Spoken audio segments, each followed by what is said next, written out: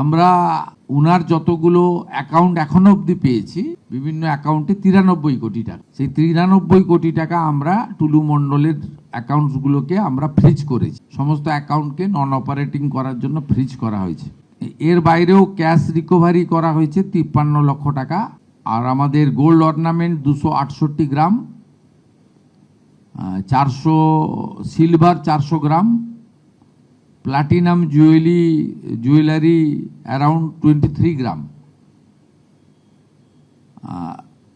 এছাড়াও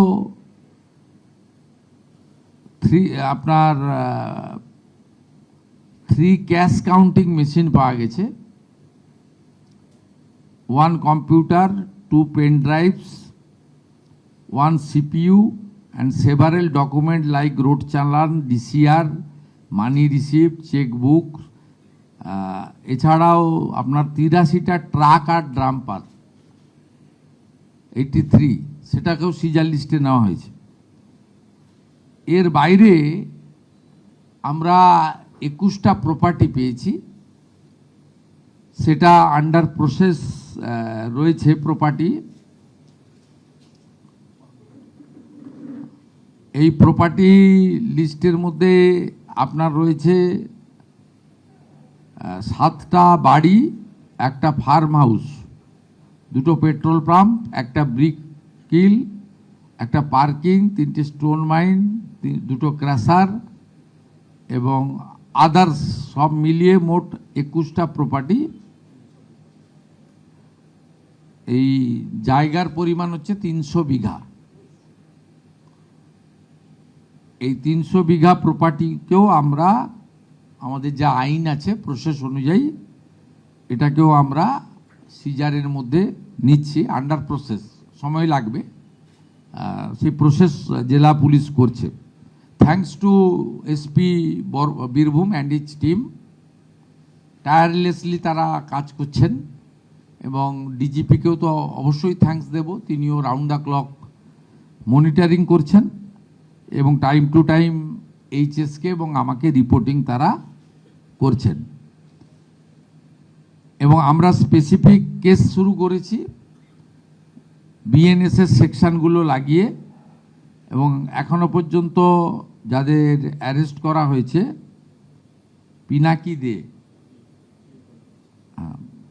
মিনার মণ্ডল অ্যারেস্ট হয়েছে, আর ইন্টারোগেশনের জন্য আনা হয়েছে 5 জনকে। Pinaki Dey main accountant, Rakibur Islam assistant accountant, Kausar manager of petrol pump, এরকম মোট 5 জনকে ডিটেন করা হয়েছে। এদের মধ্যে যদি কোনো ফাউল কিছু থাকে সেটা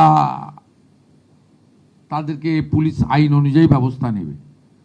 আর 300 বিঘার জায়গার সাথে সাথে 83টা ট্রাকের সাথে সাথে অল টাইপ অফ ভেহিকেলস সিজ করা হয়েছে 242টি। তার মধ্যে ট্রাক আছে, ডাম্পার আছে, কার আছে, BMW আছে, অডি আছে, এই সব মিলিয়ে 242টি আপনার মোট সিজ করা হয়েছে। It's a big racket. এরকম বহু জেলাতে আছে, বহু জায়গা আছে। আমাদের সরকার যে কমিটমেন্টের উপরে এসেছিল যে ক্র্যাকডাউন করব এবং যা আইনে ব্যবস্থা নেব এবং এগুলো সিজ করব, অকশন করব এবং যা যা লাগানোর লাগাবো।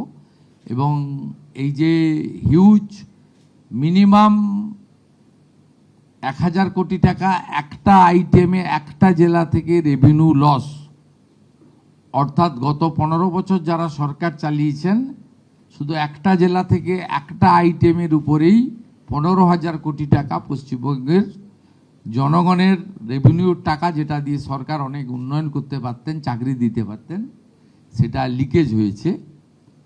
তাই মূল যে লাভার্থী, মেন যে বেনিফিশিয়ারি, তাকেও আমরা খুঁজে বের করার জন্য যা যা করার, যতদূর যাওয়ার আমরা যাব।